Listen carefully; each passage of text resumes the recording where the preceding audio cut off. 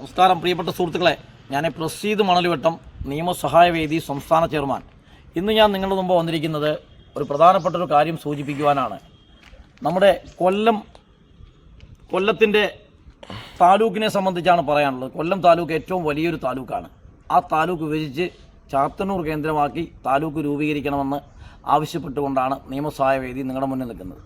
കാരണം കൊല്ലം താലൂക്ക് വലിയ താലൂക്കാണ്. കൊല്ലം താലൂക്കിൽ ചാത്തന്നൂരൊക്കെ ഉള്ള ആൾക്കാർക്ക് പോവുക എന്നുള്ളത് വളരെ അനായാസകരമായ ഒരു ജോലിയാണ്. ഒരു ദിവസത്തെ ഒരു മെനക്കേടാണ്. അതുകൊണ്ട് തന്നെ കൊല്ലം താലൂക്ക് വിഭജിച്ചുകൊണ്ട് ചാത്തന്നൂർ കേന്ദ്രമാക്കി താലൂക്ക് രൂപീകരിക്കണമെന്ന് നിയമസഹായ വേദി ആവശ്യപ്പെടുകയാണ്. കേരള ഗവൺമെൻറ്റും അതുപോലെ തന്നെ റവന്യൂ വകുപ്പും മറ്റ് അധികാരികളും ഇതൊന്നും കാണാതെ പോകുന്നൊരു സാഹചര്യമാണ്. ഒട്ടനവധി സമരസംഘടനകൾ ഇതുമായി ബന്ധപ്പെട്ട് സമരമുഖത്താണ്. പല സമരസംഘടനകളും നിവേദനം നൽകിയിട്ടും ഇതൊന്നും കാണാതെ കേരള ഗവൺമെൻറ്റും വിവിധ രാഷ്ട്രീയ പാർട്ടികളും രാഷ്ട്രീയ വടംവലിയിൽപ്പെട്ട് ഈ ചാത്തന്നൂർ താലൂക്ക് എന്ന ഈ സ്വപ്നം യാഥാർത്ഥ്യമാകാതെ ഇങ്ങനെ കിടക്കുന്ന ഈ സാഹചര്യമാണ്.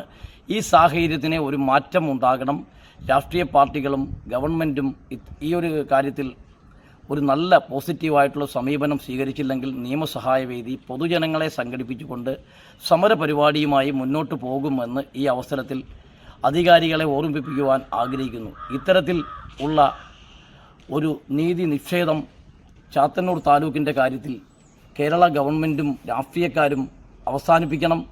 രാഷ്ട്രീയ വടംവലി അവസാനിപ്പിച്ചുകൊണ്ട് ചാത്തന്നൂർ കേന്ദ്രമാക്കി ഒരു താലൂക്ക് രൂപീകരിച്ചുകൊണ്ട് ചാത്തന്നൂർ മേഖലയിലുള്ള ആൾക്കാരുടെ സ്വപ്നം യാഥാർത്ഥ്യമാക്കണം എന്നാണ് നിയമസഹായ വേദിക്ക് അഭ്യർത്ഥിക്കുവാനുള്ളത്. ഈ അപേക്ഷ നിരസിച്ചാൽ നിയമസഹായ വേദി ചാത്തന്നൂരും പരിസരത്തുമുള്ള പൊതുജനങ്ങളെ സംഘടിപ്പിച്ചുകൊണ്ട് ശക്തമായ സമരപരിപാടികളുമായി മുന്നോട്ട് കൊണ്ടുപോകും. ചാത്തന്നൂർ താലൂക്ക് രൂപീകരിക്കുന്നതുവരെ സമരപരിപാടിയുമായി നിയമസഹായ വേദി മുന്നോട്ട് പോകുമെന്ന് രാഷ്ട്രീയക്കാരെയും ഗവൺമെൻറ്റിനെയും ഓർമ്മിപ്പിക്കുവാൻ ആഗ്രഹിക്കുന്നു.